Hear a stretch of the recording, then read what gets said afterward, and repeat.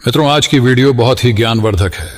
कृपया एक लाइक जरूर करें और आपसे हाथ जोड़कर निवेदन है कि इस वीडियो को एक बार जरूर देखें, क्योंकि आपको ऐसी औरतों के बारे में 4 बातें जानने को मिलेगी जो कि आपको जानना बेहद जरूरी है। तो चलिए कहानी शुरू करते हैं। आज का प्रसंग बहुत ही सुंदर है। कृपया एक लाइक जरूर करें। दोस्तों, कुत्ते ने बताई औरत की 4 गंदी आदतें। कड़वी हैं पर सच है। दर्शक बंधुओं, एक बार एक वफादार कुत्ते की मृत्यु हो जाती है तो वो मरने के बाद धर्मराज के पास पहुंच जाता है। धर्मराज उस कुत्ते से कहते हैं, हे श्वान, तुमने कुत्ते के शरीर में होते हुए भी कभी किसी को नहीं सताया, ना कोई घिनौना कृत किया, हमेशा अपने मालिक के वफादार बनकर रहे। इतना तो कोई मनुष्य भी होता, वो भी नहीं करता। खैर, मैं तुम्हारे काम से बहुत प्रसन्न हूं और जो वफादार होते हैं वो मुझे अत्यंत प्रिय होते हैं। मुझे लगता है तुम्हें धरती पर भेजकर एक मौका और देना चाहिए। जाओ, इस बार तुम्हें मैं समस्त योनियों में सर्वश्रेष्ठ योनि मनुष्य बनाकर धरती पर भेज रहा हूं। जाओ और जाकर मनुष्य के रूप में पृथ्वी के सुख और ऐसो आनंद को भोगो। धर्मराज के इतना कहने पर भी कुत्ते के चेहरे पर बिल्कुल भी खुशी नहीं आई। धर्मराज ने पूछा, हे स्वान, मैंने तुम्हें इतना अच्छा शरीर देने का वरदान दिया, पर तुम्हारे चेहरे पर मुझे कोई खुशी नहीं मालूम पड़ी। अरे, इस मनुष्य शरीर को पाने के लिए तो स्वर्ग में देवता भी तरसते हैं, फिर तुम खुश क्यों नहीं हुए? तब कुत्ता कहता है, प्रभु, मैं मानता हूं कि मनुष्यों ने सबसे उत्तम योनि है, लेकिन जब से मैंने मनुष्यों के कुकर्म देखे हैं तब से इच्छा ही नहीं होती कि मैं मनुष्य बनूं। तब धर्मराज कहते हैं, हे स्वान, तुमने क्या देख लिया मनुष्यों में जो उनसे इतनी नफरत करने लगे हो? तब कुत्ता कहता है, प्रभु, यदि आप सुनोगे तो आप भी नफरत करने लग जाओगे। पृथ्वी तल पर अब मनुष्य रही ही नहीं गया है। वो अपनी सारी मर्यादाओं को, सारे कर्तव्यों को भूल गया है। वो भूल गया है कि मैं मनुष्य हूं जिसे वेद में सर्वश्रेष्ठ दर्जा मिला है, और वो अपना भोजन तक भूल गया है, अपना पहनावा भूल गया। वो ये भी भूल गया कि मैं स्त्री हूं या पुरुष हूं। वो अपने माता पिता को भूल गया, जाने क्या क्या भूल गया। सुनता हूं और देखता हूं तो ऐसा लगता है जैसे पृथ्वी पर सबसे निंदित और घृणित योनि यही है। थोड़े बहुत लोग ठीक हैं तो उनकी लोग चलने नहीं देते, उन्हें धूर्त और पाखंडी समझा जाता है। मुझे तो नफरत सी हो गई है। हे प्रभु, आप मुझे कुछ भी करके, आप मुझे कुछ भी बनाकर धरती पर भेज दो। भले ही मुझे फिर से कुत्ता ही बना दो, लेकिन मनुष्य मत बनाना, क्योंकि मैंने मनुष्य को कुछ ऐसे घिनौने काम करते हुए देखा है जिन्हें देखकर मुझे लज्जा आती है और घृणा से मेरा सर फटा जाता है। तब धर्मराज पूछते हैं, यदि ये सत्य है तो हम भी जानना चाहते हैं कि तुमने मनुष्य को ऐसे कौन से काम करते देख लिया है जो बहुत ही गंदे हैं, जिसकी वजह से तुम्हें मनुष्य योनि से इतनी नफरत है। तब कुत्ता कहता है, हे प्रभु, यदि आप जानना चाहते हैं तो सुनिए। मैं अपनी आंखों देखी घटनाएं तुम्हें सुनाता हूं। पहली घटना यह है कि मनुष्य की नीयत खराब बहुत जल्दी हो जाती है। वो कभी अपने धर्म पर स्थिर नहीं रह पाता। कभी कोई अच्छी वस्तु दिखाई दी, कभी कोई सुंदर स्त्री दिख गई, कभी कहीं कुछ धन माया दिख गई, तो फौरन उसकी नीयत खराब हो जाती है। इस संबंध में मैं तुम्हें एक कहानी सुनाता हूं। किसी नगर में एक सेठ के घर एक बहुत सुंदर कन्या उत्पन्न हुई। कन्या बड़ी ही रूपवती थी। धीरे धीरे जब वो बड़ी होने लगी तो उसका रूप और यौवन में और भी निखार आने लगा। धीरे धीरे कन्या युवा अवस्था को प्राप्त हुई। तब एक दिन सेठ के मन में विचार आता है कि मैं अपनी बेटी का विवाह करूं, और विवाह किसी राजा महाराजा से करना चाहिए। मित्रों, ऐसा विचार करके सेठ नगर से बाहर एक बाबा रहते थे। सेठ उस बाबा के पास जाता है और वो अपने मन की इच्छा उन बाबा से कहता है कि बाबा, हम अपनी रूपवती कन्या का विवाह किसी राजकुमार के साथ करना चाहते हैं। जरा अपने तपोबल से देखकर बताओ कि हमारी बेटी का विवाह किसके साथ होगा। तब वो बाबा कहता है, देखिए सेठ जी, हम आपकी बेटी का भाग्य उसे देखकर ही बता पाएंगे। या तो आप अपनी कन्या को यहां बुला लाइए, या फिर हम आपके घर चलते हैं। सेठ कहता है, हां बाबा, आप हमारे घर पधारिए। आपके चरण हमारे घर में पड़ जाएंगे तो घर भी पवित्र हो जाएगा, और हमारी बेटी का भाग्य देखकर जरूर बताएं।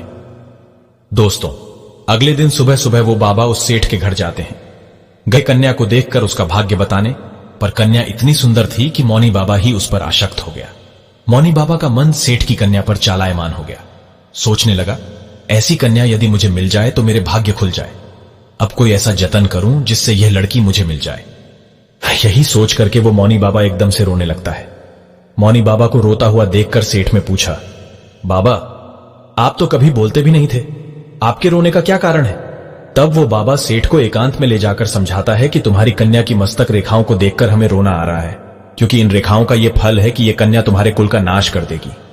और जिस घर में जाएगी उस घर को भी ले डूबेगी। मौनी बाबा की बात सुनकर सेठ घबरा जाता है। पूछने लगा, बाबा क्या इसका कोई उपाय नहीं है जिससे कि हमारा कुल नष्ट होने से बच जाए? तब मौनी बाबा कहता है, इसका एक ही उपाय है, तुम अपनी कन्या को एक संदूक में बंद करके उस पर एक दिया जलाकर रख दो और संध्या के समय उसे नदी में बहा दो। तब तो तुम बच जाओगे, वरना थोड़े ही दिनों में तुम्हारा घर चंपत हो जाएगा। मित्रों, ऐसी बात बताकर मौनी बाबा तो अपने ठिकाने की ओर चला जाता है। उधर उस सेठ ने मौनी बाबा ने जैसा बताया था वैसा ही किया। अपनी कन्या को एक बड़े से संदूक में बंद कर दिया और उसके ऊपर एक दिया जलाकर रख दिया। जैसे ही शाम का समय होता है वो उसे नदी में प्रवाहित कर देता है। वो संदूक बहता हुआ नदी में चला जा रहा था। मित्रों, आपको बता दें कि मौनी बाबा ने ऐसा क्यों करवाया। उसने सोचा कि जैसे ही सेठ अपनी कन्या को संदूक में बंद करके नदी में बहाएगा, वैसे ही कुछ दूर आगे जाकर मैं उस संदूक को निकाल लूंगा और उस लड़की को मैं अपनी स्त्री बना लूंगा। यही सोचकर मौनी बाबा ने अपने 4 चेले नदी के किनारे बैठा दिए और कहा कि आज की रात इस नदी में बहता हुआ एक संदूक आएगा, तुम चुपचाप उस संदूक को निकालकर मेरे पास ले आना। चेलाओं ने कहा, ठीक है गुरुजी। अब तो साधु के चेले जाकर नदी के किनारे बैठ गए। उधर क्या होता है, वो संदूक जैसे ही नदी में छोड़ा जाता है कुछ दूर आगे तक पहुंच जाता है। कुछ दूर आगे नदी के किनारे एक राजा का राजकुमार खड़ा था। राजकुमार शिकार खेलने आया था। राजकुमार नदी किनारे खड़ा था। अचानक उसकी नजर संदूक पर पहुंच जाती है। राजकुमार ने झटपट अपने सिपाहियों से उस संदूक को बाहर निकलवाया। राजकुमार ने संदूक खोलकर देखा तो उसमें एक बहुत सुंदर अप्सरा सी राजकुमारी बैठी थी। राजकुमार उसे देखते ही उस पर लट्टू हो गया। राजकुमार ने उसे अपनी पत्नी बना लिया और उस संदूक में जंगली सुअर पकड़कर बंद कर दिया और उसके ऊपर दीपक जलाकर रख दिया। फिर उस संदूक को फिर से नदी में प्रवाहित कर दिया। संदूक बहता हुआ आगे के लिए चला गया। अब आगे तो महात्मा जी के चेले नदी किनारे घात लगाए बैठे ही थे कि जैसे ही संदूक आएगा हम निकाल लेंगे। उन्होंने झटपट संदूक निकाला और अपने गुरु के पास ले आए। गुरु को पता ही था कि संदूक में सेठ की सुंदर कन्या बंद है, इसलिए उसने संदूक को कमरे के अंदर रखवा दिया और चेलाओं से कहकर बाहर से कुंडी लगवा दी और कहा, सुनो, इस कमरे से चाहे कितना ही शोर आए, चाहे मैं दरवाजा खोलने के लिए कहूं, चाहे कोई और, लेकिन तुम बाहर से कुंडी मत खोलना। चेलाओं ने कहा, जो आज्ञा गुरुदेव। इस प्रकार वो मौनी बाबा संदूक के साथ कमरे में बंद हो जाता है और जैसे ही उसने संदूक खोलकर सेठ की कन्या को देखना चाहा तो मित्रों, उस संदूक से एक खूंखार जंगली सुअर निकलता है और उस मौनी बाबा को अपनी सूंड से मारना शुरू करता है। बाबा जी बहुत चिल्लावे कि दरवाजा खोल दो, मगर किसी भी चेले ने दरवाजा नहीं खोला। आखिरकार सुअर ने बाबा जी को मारकर ही छोड़ा। जब शोरगुल बिल्कुल शांत हो गया तो चेलाओं ने दरवाजा खोलकर देखा तो अंदर गुरु मृत अवस्था में पड़े थे और कमरे के अंदर से सुअर निकलकर भाग गया। उनका पूरा शरीर लहूलुहान था। मौनी बाबा को अपने कुकर्म की सजा मिल चुकी थी। सेठ ने कितना भरोसा करके उस बाबा से पूछा था, लेकिन उसने सेठ के साथ कितना बुरा किया। इसीलिए मेरी इच्छाएं मानव शरीर पाने की बिल्कुल नहीं है। धर्मराज कहते हैं, हे स्वान, वास्तव में यह तुम्हारी कहानी बिल्कुल सच थी। किसी पर भी भरोसा नहीं किया जा सकता। पता नहीं कब किसकी नीयत खराब हो जाएगी। इसीलिए तो कहते हैं कि मनुष्य को छोड़कर बाकी समस्त प्राणी प्राकृतिक नियमों का पालन कर रहे हैं। केवल मनुष्य ही बदलता जा रहा है और इतना बदल गया है कि बदलते बदलते पशु बन गया है। कोई किसी पर विश्वास करने के लायक ही नहीं रहा है। आज का जमाना यह आ गया है कि किसी विश्वासी का भी विश्वास नहीं किया जा सकता। कुत्ता कहता है, हे प्रभु, अब मैं तुम्हें दूसरी घटना सुनाता हूं, ध्यान देकर सुनो। एक बार एक पंडित जी काशी में विद्या अध्ययन करने के लिए गए थे। उन्होंने 12 वर्ष तक पढ़ाई की। जब उन्होंने सब कुछ पढ़ लिया तो पढ़ने के बाद वे वापस अपने घर लौट आए और अपने पिताजी से कहा, पिताजी, मैं सब कुछ पढ़कर आ गया हूं। अब मुझे सब कुछ याद है। आप मुझसे कोई सा भी प्रश्न पूछ सकते हो, मैं उसका भली भांत ठीक ठीक उत्तर दूंगा। पंडित जी के पिताजी कहने लगे, ठीक है बेटा, जब तुम सब कुछ पढ़कर आए हो तो तुम मेरे एक छोटे से प्रश्न का उत्तर दे दो। पंडित जी कहने लगे, ठीक है पिताजी, पूछिए। पिता ने पूछा कि मुझे सिर्फ इतना बता दो कि पाप के बाप का क्या नाम होता है। फिर पंडित जी ने सोचा कि पाप का बाप, ये तो मैंने कभी पढ़ा ही नहीं है। जो किताबें मैंने पढ़ी उसमें यह विषय तो था ही नहीं। फिर तो पंडित जी रात भर किताबें पलटते रहे, परंतु पाप के बाप का नाम नहीं मिला। पंडित जी के पिताजी कहने लगे, जब तुम्हें पाप के बाप का नाम नहीं मालूम तो तुमने क्या खाक पढ़ाई की है? अभी तक तुम्हें पाप के बाप का ही नाम नहीं पता है। अपने पिता की बात को सुनकर पंडित जी कहने लगे, पिताजी तुम चिंता ना करो, आखिर मैं एक ब्राह्मण का बेटा हूं। मैं पाप के बाप का नाम ढूंढकर ही वापस लौटूंगा, चाहे 12 वर्ष मुझे फिर से क्यों ना बीत जाए। मित्रों, पिताजी से इतना कहकर पंडित जी पुनः काशी के लिए रवाना हो जाते हैं।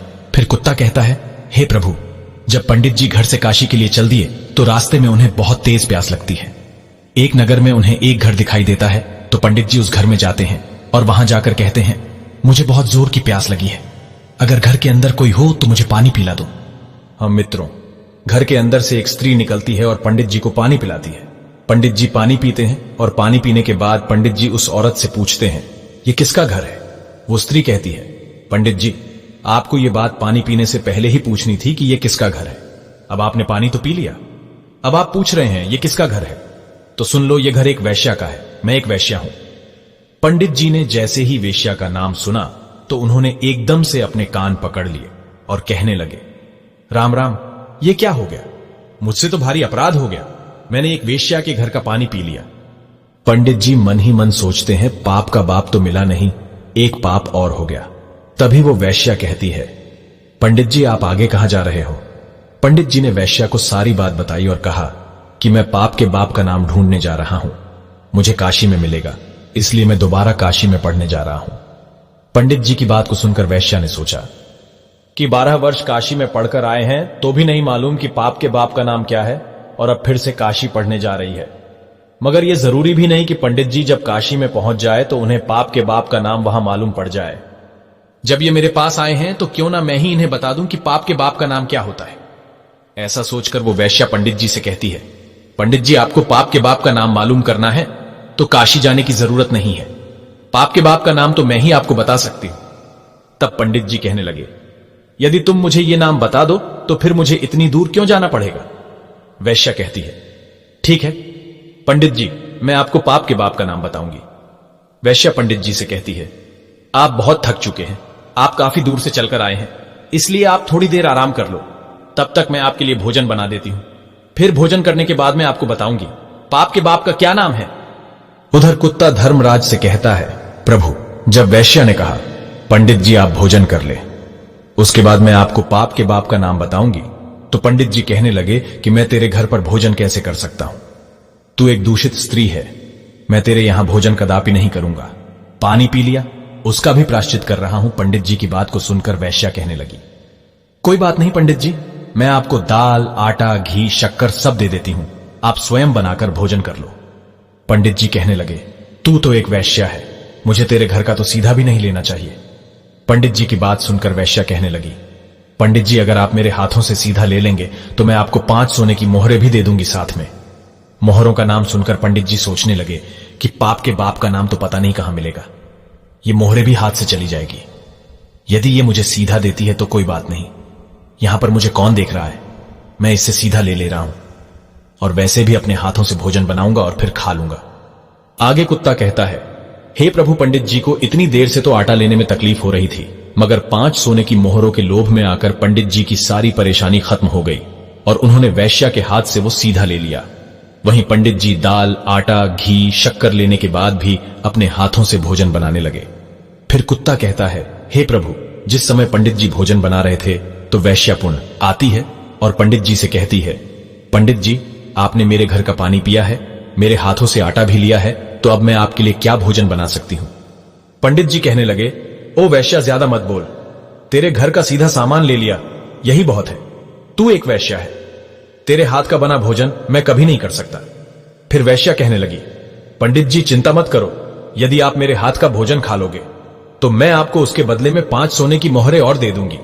पंडित जी सोचने लगे, यदि मुझे खाना खाने के बदले में 5 सोने की मोहरें मिल जाएगी तो मेरे पास 10 सोने की मोहरें हो जाएंगे।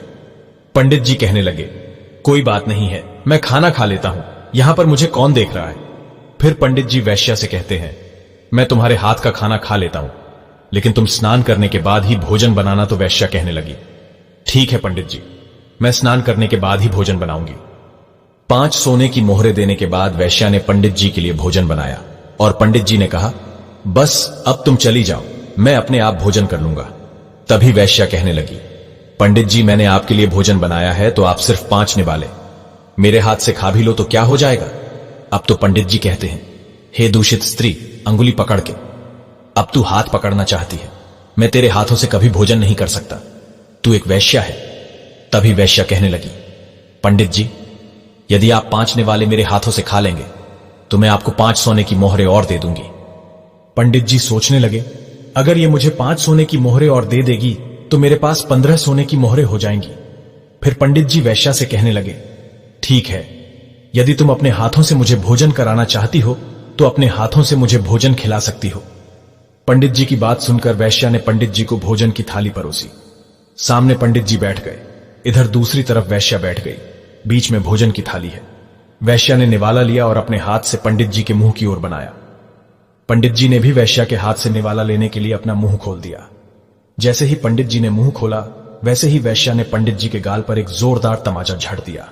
पंडित जी आग बबूला हो गए, कहने लगे, तेरी ये मजाल, तू वैश्या होकर के मुझ पर हाथ चलाती है, थप्पड़ मारती है, तूने बहुत बड़ा अपराध किया है। वैश्या ने कहा, पंडित जी, मैंने कोई अपराध नहीं किया है, मैंने तो आपको शिक्षा दी है, आप जिसकी तलाश में आए थे उसका उत्तर बताया है। अपराध तो आपने किया है, आप मेरे घर का पानी पीते हैं, आप मेरे घर का सामान लेते हैं, आप मेरे घर से बनाया भोजन करते हैं, आप मेरे हाथों से भोजन करते हैं। जब आप वैश्या के यहां पर कोई काम नहीं कर सकते तो फिर यह सब आपने क्यों किया? पंडित जी कहने लगे, तेरे भाव और प्रेम के कारण। तो वैश्या कहने लगी, प्रेम के कारण नहीं, यूं कहिए कि लोभ के कारण आपको 15 सोने की मोहरें दिखाई दे रही थी, इसलिए आप मेरे घर का खाना खाने को तैयार हो गए, मेरे हाथ से भी खाने को तैयार हो गए। यही तो पाप का बाप है, लोभ। लोभ दिखता गया और आप वो सब करते गए जिसे करना आप पाप समझते थे। वैश्या की बात को सुनकर पंडित जी की आंखें खुल गईं और पंडित जी वैश्या के चरणों में गिरकर बोले, आप कोई वैश्या नहीं, आप मेरी गुरु निकली, क्योंकि 12 वर्ष तक काशी में पढ़ने के बाद भी मैं आज तक नहीं जान सका कि पाप का बाप कौन है, और आपने मुझे 1 मिनट में बता दिया कि पाप का बाप कौन है। अब मैं समझ गया हूं कि पाप का बाप लोभ होता है और मनुष्य को कभी लोभ नहीं करना चाहिए। लोभ में आकर मनुष्य वो सब करता है जो निषेध है, शास्त्र विरुद्ध है, धर्म विरुद्ध है, इसलिए वो पाप है और लोभ उसका जन्मदाता। लोभ में आकर मनुष्य वो सब करता है जो निषेध है, शास्त्र विरुद्ध है, धर्म विरुद्ध है, इसलिए वो पाप है और लोभ उसका जन्मदाता। आगे कुत्ता कहता है, हे प्रभु, इसीलिए मुझे मनुष्य जाति से घृणा है, क्योंकि मनुष्य लोभ में आकर कितना भी बड़ा नीच से नीच काम कर सकता है। मैं आपको आगे बताता हूं कि मनुष्य भरोसे के काबिल भी नहीं होता है, वो अपने स्वार्थ के लिए अपने का ही खून कर देता है। धर्मराज पूछते हैं, वो कैसे? तो कुत्ता कहता है, हे प्रभु, मैं आपको एक कहानी और सुनाता हूं। एक बार की बात है, एक शहर में एक बहुत ही धनवान व्यापारी रहता था। उसके पास मेरे जैसा एक वफादार पालतू कुत्ता था। अचानक वो धनी व्यापारी बहुत ही गरीब हो गया और उसे अपने कुत्ते को छोड़ना पड़ गया। उसने अपने एक साथी व्यापारी से अपने कुत्ते को गिरवी रखकर 5000 का कर्जा ले लिया और उसने एक नया काम शुरू किया। उसने अपने व्यापारी से कहा कि जब तक मैं आपके 5000 रुपए कर्जे के ना चुका दूं, तब तक मेरा वफादार कुत्ता आपके पास गिरवी रहेगा, और जिस दिन मैं आपके 5000 रुपए चुका दूंगा, मैं अपने कुत्ते को ले जाऊंगा। ऐसा कहकर वो व्यापारी वहां से चला जाता है। कुछ समय के बाद उस व्यापारी की दुकान में चोरी हो जाती है और चोर उसका सारा सामान चुरा कर ले गए। मुश्किल से थोड़ा सा सामान ही दुकान में बचा था। वफादार कुत्ते को पता चला कि चोर चोरी कर रहे हैं, तो वो कुत्ता चोरों का पीछा करता हुआ उनके पीछे चला गया और उसने वो जगह देख ली जहां चोरों ने धन छुपाया था। वो जगह देखने के बाद में वो वफादार कुत्ता दुकान पर वापस आ जाता है। सुबह जब व्यापारी सोकर उठा और अपनी दुकान खाली देखी तो वो एकदम से रो पड़ा। साथ में उसके घर वाले भी रोने लगे। मोहल्ला पड़ोस के लोग भी इकट्ठे हो गए। व्यापारी तो बिल्कुल पागल सा हो गया था, क्योंकि उसकी दुकान का सारा सामान चोरी हो चुका था। लेकिन उधर वो कुत्ता बार बार मालिक की कमीज और पैजामा खींचता हुआ घर के दरवाजे की तरफ भाग रहा था, जैसे कि वो उसको घर से बाहर ले जाना चाहता हो। आखिर उसके एक दोस्त ने उसको सलाह दी कि लगता है ये कुत्ता चुराई हुई चीज के बारे में कुछ जानता है, इसीलिए आपको बार बार पकड़कर खींच रहा है, हमें कुत्ते के पीछे चलना चाहिए। ऐसा सोचकर व्यापारी उस कुत्ते के पीछे पीछे चला जाता है। कुत्ता उस व्यापारी को उसी स्थान पर ले जाता है जहां पर चोरों ने उसका धन छुपाया था। उस जगह जाने पर कुत्ते ने जमीन खोदनी शुरू की और भौंकना शुरू किया, यह बताने की कोशिश की कि सामान यहां नीचे छुपा हुआ है। व्यापारी और उसके मित्रों ने, गांव वालों ने मिलकर जमीन खोदी तो देखा कि उसका सारा सामान जमीन से निकल आया। उसमें कोई चीज खोई हुई नहीं थी, सब सामान वैसा की वैसा ही मिल गया। व्यापारी अपना सब सामान पाकर बहुत खुश होता है और घर आकर उसने कुत्ते के कान में कुछ लिख करके एक कागज लपेट दिया और उसको उसके पुराने मालिक के पास भेज दिया। उसने उस कागज में लिखा था कि उसका कुत्ता बहुत वफादार है और कुत्ते की वफादारी की वजह से जो 5000 का कर्जा तुमने लिया था मैं उसको माफ करता हूं, क्योंकि तुम्हारे कुत्ते की वफादारी की वजह से मेरी दुकान का सामान चोरी हुआ वापस मिल गया है। इसलिए मैं आज तुम्हारे कुत्ते को अपने यहां से आजाद करता हूं और इनाम के तौर पर 5,000 रुपए और भेजता हूं। कुत्ता भी बहुत खुश हुआ कि आज मैं अपने मालिक से मिलूंगा। जब मालिक मेरी वफादारी की चर्चा सुनेंगे तो एकदम से खुशी से नाच उठेंगे। व्यापारी ने जब अपने कुत्ते को वापस आते हुए देखा तो उसने सोचा, लगता है मेरा दोस्त अपना पैसा वापस मांग रहा है, इसलिए उसने मेरे कुत्ते को मेरे पास भेजा है। मेरे पास अभी भी पैसे नहीं है, मैं इसे कहां से दूंगा?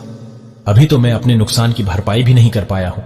इसलिए मैं ऐसा करता हूं कि मेरे घर का पता केवल इस कुत्ते को ही पता है। यदि मैं इस कुत्ते को ही मार दूंगा तो फिर व्यापारी मेरे घर तक कभी नहीं पहुंच पाएगा।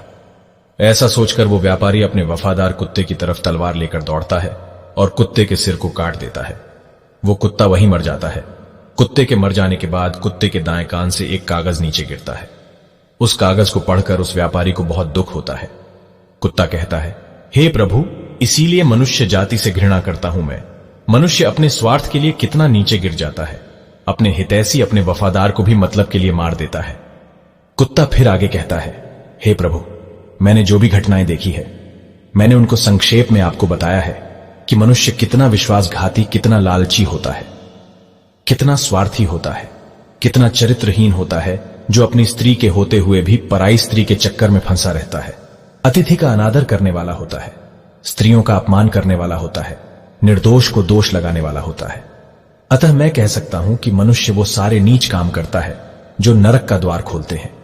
तब धर्मराज कहते हैं, हे स्वान, तुम ठीक कहते हो, परंतु सभी मनुष्य एक जैसे नहीं होते। कुछ अच्छे भी लोग होते हैं। मैं तुम्हें एक छोटी सी कहानी सुनाता हूं कि संसार में अच्छे भी लोग होते हैं। तब धर्मराज कुत्ते को एक कहानी सुनाते हैं कि एक बार एक बहुत ही बलवान और उदार राजा हुआ था, जो अपना बहुत सा सोना अपने राज्य के गरीबों को दान करता था। वो राजा सुबह जल्दी उठकर अपने महल के बाहर खड़े गरीबों को सोना बांटता था ताकि वे खाना और कपड़ा खरीद सके। एक रात एक किसान राजा के महल के पास आया और दीवार से चिपक कर छुप कर बैठ गया। उस किसान ने सोचा कि वो रात भर महल के दरवाजे के पास रहेगा और फिर सुबह राजा से सोना पाने के लिए लाइन में लग जाएगा, क्योंकि किसान ने सोचा अगर वो सबसे पहले लाइन में आगे लगेगा तो राजा उसे सबसे ज्यादा सोना देंगे, फिर उसकी गरीबी मिट जाएगी। लेकिन जब राजा के महल के बाहर एक चौकीदार ने उस किसान को रात्रि में महल के दरवाजे के पास छुपा देखा तो चौकीदार ने सोचा कि ये कोई चोर है जो राजा के महल में रात को चोरी करने आया है, और ऐसा सोचकर उस चौकीदार ने उस किसान को पकड़ लिया और उसे महल के नीचे कैद खाने में बंद कर दिया। अगला दिन होता है। पिछली रात का किस्सा सुनकर उस राजा ने जाकर कैद खाने में उस बंद किसान से बात की। राजा ने उस अंधेरे कैद खाने में प्रवेश किया और फिर उन्होंने उस किसान से पूछा, तुम मेरे महल में चोरी करने क्यों आए थे, जबकि तुम्हें अपने आप को भोजन और कपड़े दिलवाने के लिए सिर्फ मुझसे सोना मांगना था? क्या तुम्हें यह पता नहीं कि मैं तुम्हें यह सब खुशी से दान कर देता? राजा की बात को सुनकर वो गरीब किसान कहता है, राजन, मैं कोई चोर नहीं हूं। मैं सिर्फ एक किसान हूं जो बुरे समय से गुजर रहा हूं और मुझे मदद की जरूरत है। मैं एक जमाने में अच्छा किसान था और अच्छा व्यापारी जो बहुत दान पुण्य करता था, लेकिन फिर अकाल पड़ गया। चोरों ने मेरे मवेशियों को चुरा लिया। किसान आगे कहता है, महाराज, मैं आपके महल में चोरी करने नहीं आया था। मैं रात में इसलिए आया था कि किसी तरह सुबह सबसे पहले मैं लाइन में लग जाऊंगा और जब आप सोना बांटेंगे तो सबसे पहले मुझे मिल जाएगा। महाराज, मैं जो भी कह रहा हूं सच कह रहा हूं। किसान की बातें राजा के दिल को छू गई। राजा ने अपने सिपाहियों को उस किसान को मुक्त करने का आदेश दिया। फिर उसने उस किसान को 10 सोने के सिक्के दिए जिससे वो अपनी जिंदगी अच्छे से बिता सके। किसान ने राजा को धन्यवाद किया और अपना सोना लेकर महल से निकल गया। लेकिन अगले दिन किसान अपने 10 सोने के सिक्कों से संतुष्ट नहीं था और हर रात को महल के दरवाजे के पास आकर वो सुबह होने का इंतजार करता था। हर सुबह राजा आता था और उसे 10 सोने के सिक्के प्रदान करता था। इस प्रकार 10 सोने के सिक्के वो कई दिनों तक प्राप्त करता रहा। आखिरकार राजा ने किसान से एक दिन पूछ लिया, जब मैं तुम्हें इतना सोना दे दिया तो तुम रोजाना मेरे महल में क्यों आ जाते हो? क्योंकि मैं समझता हूं मैं तुम्हें इतना सोना दे चुका हूं कि अब तुम गरीब या भूखे नहीं हो। नहीं। किसान कहता है, महाराज, मैं आपके जैसा बनना चाहता हूं। राजा कहने लगा, यदि तुम मेरे जैसा बन जाओगे तो क्या तुम इस राज्य के गरीबों की मदद कर पाओगे? तो किसान ने कहा, हां महाराज, यदि मैं आपके जैसा बन जाऊंगा तो मैं राज्य से गरीबी मिटा दूंगा। उस किसान की बातों से प्रभावित होकर राजा ने अपना आधा राज्य उस किसान को दे दिया और उसे आधा धन भी दे दिया। राजा ने कहा, लेकिन तुम्हें वादा करना होगा कि तुम हमेशा उन लोगों की मदद करोगे जिन्हें तुम्हारी मदद की जरूरत होगी। फिर किसान ने राजा की बात मान ली और राजा ने अपना धन, अपना आधा राज्य उसे दे दिया। धर्मराज कहते हैं, इस प्रकार कई साल गुजर गए और वो किसान बहुत धनवान बन गया। उसने राजा के द्वारा प्राप्त धन से बहुत सारा धन एकत्रित कर लिया और फिर उस राजा से भी ज्यादा उस राज्य के गरीबों में धन बांटने लगा। मित्रों, राजा किसान के बारे में ऐसा सुनकर बहुत खुश होता है कि वो गरीबों की मदद करता है। उसे पता था कि दूसरों को देने में ही दुनिया का सबसे बड़ा सुख है और किसान ने भी यही सबक अच्छी तरह सीखा था कि वो भी अपना धन, अपनी खुशियां दूसरों के साथ बांटे। और फिर किसान और राजा दोनों ने मिलकर अपने राज्य से पूरी तरह से गरीबी का अंत कर दिया। प्रजा सुखपूर्वक जीने लगी। धर्मराज बोल, हे स्वान, दुनिया में अच्छे लोग भी रहते हैं, सब एक जैसे नहीं होते। तुमने बुरे लोगों को देखकर अच्छे लोगों को उन्हीं में क्यों शामिल कर दिया? जो जैसा कर्म करता है उसे वैसा फल भी मिलता है। फिर कुत्ता कहता है, ठीक है भगवान, मैं तुम्हें एक और कहानी सुनाता हूं। ध्यानपूर्वक सुनो कि दुनिया में लोग कितने गिरे हुए हैं, कितनी घटिया सोच वाले हैं। राजा बनकर भी लोग संतुष्ट नहीं हैं। किसी नगर का एक राजा एक दिन शिकार खेलने जंगल में जाता है। शाम को जब घर की तरफ लौट रहा था तो उसे बहुत तेज प्यास लग रही थी। पास में ही एक किसान अपने खेत पर काम कर रहा था। राजा ने किसान से कहा, मुझे पानी पिला दो। किसान के पास पानी तो नहीं था, पर उसके खेत में तरबूजों की फसल खड़ी थी। उसने एक बढ़े से तरबूज को काटकर राजा को दिया। उस तरबूज में इतना रस निकाला कि वो तरबूज के रस को पीकर राजा की प्यास बुझ गई। राजा ने कहा, राजा ने किसान से पूछा कि तुम राजा को कितना कर देते हो? किसान ने उत्तर दिया कि 1 टका बीघा। यह सुनकर राजा सोचने लगा कि किसान की पैदावारी तो बहुत है और ये 1 टका बीघा ही कर देता है, इस पर कर की दर और बढ़ानी चाहिए। राजा ने मंत्री से कहकर किसानों पर कर की दर बढ़ाने का हुक्म कर दिया। एक दिन राजा शिकार से फिर लौट रहा था और किसान के खेत के पास से गुजर रहा था। राजा को प्यास लगी तो उसने उसी किसान से पानी मांगा। तब किसान ने एक बढ़े से तरबूज को काटकर राजा के सामने आगे रख दिया। लेकिन दोस्तों, हैरानी की बात यह थी कि उस दिन तरबूज में इतना भी रस नहीं निकला कि राजा तृप्त हो जाता। राजा ने दूसरा तरबूज कटवाया, उसमें भी रस नहीं था। इसी तरह 4-5 तरबूज कटवाने के बाद भी राजा की प्यास नहीं बुझी। यह देखकर राजा बड़ा हैरान था कि उस दिन तो एक तरबूज ने हमारी और हमारे घोड़े की प्यास बुझा दी थी और आज 4-5 तरबूजों को काटने से भी प्यास नहीं बुझी। उसने इस बात का जिक्र मंत्री से किया। मंत्री ने कहा, महाराज, तरबूजों का रस इसलिए सूख गया क्योंकि आपने तरबूजों के रस को देखकर किसानों पर कर की दर बढ़ाई थी, यानी आपकी नीयत खराब हो गई। यदि आप किसी के बारे में गलत सोचेंगे तो निश्चित रूप से सामने वाला भी आपके प्रति अच्छा नहीं सोचेगा। राजा के मन में जैसे ही जुर्म आया वैसे ही पृथ्वी अपने रस को छुपा गई। इसलिए ईमानदारी से खाना चाहिए और ईमानदारी से रहना चाहिए। बुरी सोच सामने वाले को भी बुरा बनने के लिए विवश कर देती है। यही प्रकृति का नियम है। कुत्ता कहता है, इसलिए प्रभु, मैं मनुष्य नहीं बनना चाहता, मुझे आप और कुछ बना दो। दर्शन बंधुओं कुत्ते की बात सुनकर धर्मराज बहुत प्रसन्न होते हैं और उसे वरदान देते हैं कि जाओ, हम तुम्हें दिव्य रूप दे रहे हैं। देवता बनकर के तुम स्वर्ग के सारे सुख ऐशो आनंद लो। इस प्रकार से देवता बनकर के वो कुत्ता स्वर्ग में चला जाता है। दोस्तों, कहानी कैसी लगी कमेंट में अपनी राय देना। मिलते हैं आपसे अगली वीडियो में एक और चर्चा के साथ। आप सभी का बहुत बहुत धन्यवाद। जय श्री कृष्ण।